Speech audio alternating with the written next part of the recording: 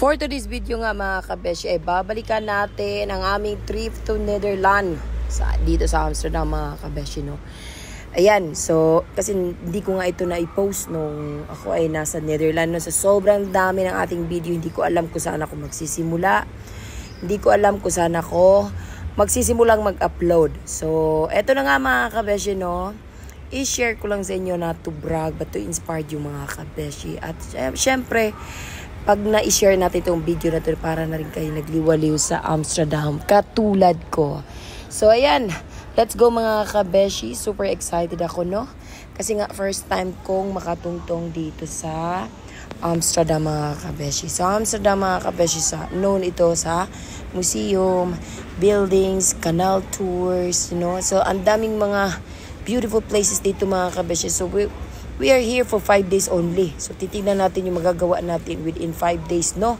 So, ayan, kung ready na kayo, ready na rin ako kasi nandito na tayo sa Himpapawid. Charot lang! Ayan, so ang ganda dito sa langit, no, mga kabeshi, no?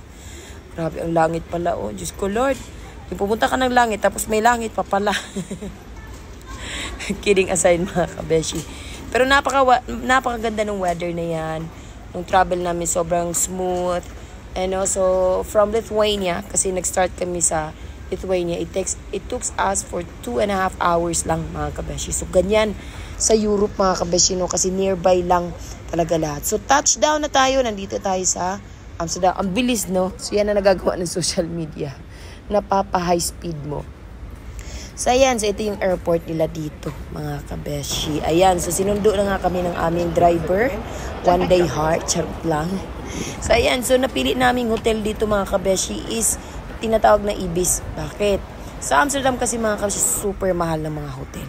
Kaya gusto mo talaga in short term lang, kumuha ka lang ng mura para ma-enjoy mo yung lugar, no? Kasi ang hotel, mga kabeshi, is tutulugan nyo lang yan. Plus, nandyan yung anak ko. Charot lang. Ito, ang unang ginawa talaga namin, mga kabeshi, is yung tinatawag nilang canal tour. So, ang canal tour is very popular dito talaga sa Amsterdam. Bakit? Pag once na nag-canal tour ka, parang nalibot mo na ang the whole Amsterdam. No? Worth it siya kasi nasa, ano talaga siya, parang 70 or 80 hours kami. No? No, 70 or 70. No. Yes. Ilang oras ba kami naglayag? 2 hours pala. 2 hours kami naglayag, mga kabeshi. 2 hours kami naglayag dyan, 70 hours. Just man, ano ba nangyayari sa'yo, Ana Rose? Ayan, so dito sa Amsterdam, mga kabeshi, sa mga gustong pumunta, i-try nyo talaga ang canal tour. Hindi kayo magsisisi. Bakit? Ang makikita nyo dito talaga, mga kabeshi, which is canal, charot lang, beautiful buildings, no? Talagang ang dami magagandang buildings, mga kabeshi, sobra. And pirate train, pirate ship, makikita nyo yan, no? Pag once na nag-canal tour kayo, makikita nyo ang city, no? Talagang kaya first day pa lang talaga, canal tour talaga ang napili namin kasi parang naglibot ka na rin sa buong Amsterdam, no? O, di ba, ang daming chupapi dito, mga kabeshi. No, at saka dito, i-flex ko lang, mga kabeshi, ang canal tour, ang Amsterdam, mga kabeshi, alam nyo ba, secret lang ha, allowed sa kanila itong marijuana. Ito nga pala, mga kabeshi, isa sa mga transportation dito sa Amsterdam, ang bisikleta. Ang ganda na bisikleta, di ba? Sosyalin. And of course, dito, mga kabeshi, hindi namin pinalagpas ang mga museum. Ayan, Heinekens, ano? Heineken. Ayan, kung makikita ninyo yung Heineken beer, ayan, mga kabeshi, ito po yung pinaka-main na museum, kung paano po yan nagsimula. Ano? So, isa yan sa una na. Pangalawa naming pinuntahan, ayan, wala kami pinalagpas. Siyempre, Van Gogh Museum, no? So, napakaganda, worth it talaga. Please, bisitahin nyo naman ang museum para alam natin ang nangyayari sa mundo. Charot lang. Para alam natin. Ang sarap lang talagang balikan yung mga ano ba. Sa museum kasi, mga kabeshi, talagang worth it talaga. Pag pumunta ka ng Europe, museum agad. Bakit? Mas lalo mo naiintindihan yung kultura, yung history ng place nila, no? Kapag binisita ninyo ang museum. I know it's not typical, no, Pilipino na pumunta na. Ayan, Rich Museum, no? Rich Museum, mga kabeshi, yan talaga ang talagang nagnakaw sa mata. Talaga as in, grabe, ang ganda. Kasing ganda natin, no? Siyempre, proud tayo dyan, no? And of course, ang nagpaiyak sa akin talaga ng museum, mga kabeshi, is si Anne Frank Museum. Pakibasa ang libro na yan, Anne Frank History, mga kabeshi. Grabe, luluha kayo dyan sa istorya ng buhay niya. Grabe, mga kabeshi. No, and of course, syempre pinuntahan din natin ang Body World, no? Museum. Body World is all about body, no? Totoo po yung mga ano diyan, yung mga skeleton na yan, no? And of course, ito yung city nila, mga kabeshi. Ito yung pinaka-city nila. Ito sa Science Club din to, mga kabeshi, no? If I'm not mistaken. Basta wala na akong time kung mag-search kung ano yung mga buildings na yan dito sa city, mga kabeshi. Kasi nga, busog na yung mata ko. No? Ito, isa sa transportation nila ang kanilang train, no? Or tram pala. And of course, mga kabeshi, promise, ang Amsterdam is one of known sa mga buildings. Ang gaganda ng mga buildings nila dito, mga kabeshi. And of course, flowers, no? Touch. Ingat lang kasi pag-touch ito kasi maraming bee. No, maraming bee. Hindi ko ngayon nabantayan. Marami palang bubuyog. Diba? Akala ko nga kasi plastic. Alam mo naman si Akits, ignorante. Diba? So, ayan. Sobrang ganda ng mga buildings, mga kabeshi. Hindi kayo magsisisi talaga. No? So, mga buildings dito, mga kabeshi, talaga nilibot talaga namin, no? Mga kabeshi, tignan yung mga building. Diba? Buildings! Grabe. Yan. Isa yan sa naging popular ang Amsterdam.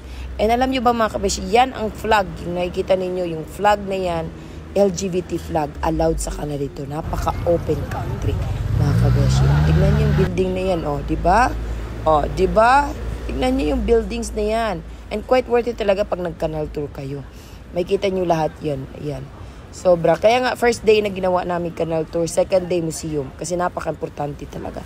And ito, mga buildings, isa talaga yan sa very known ang Amsterdam. And of course, binisita din namin to.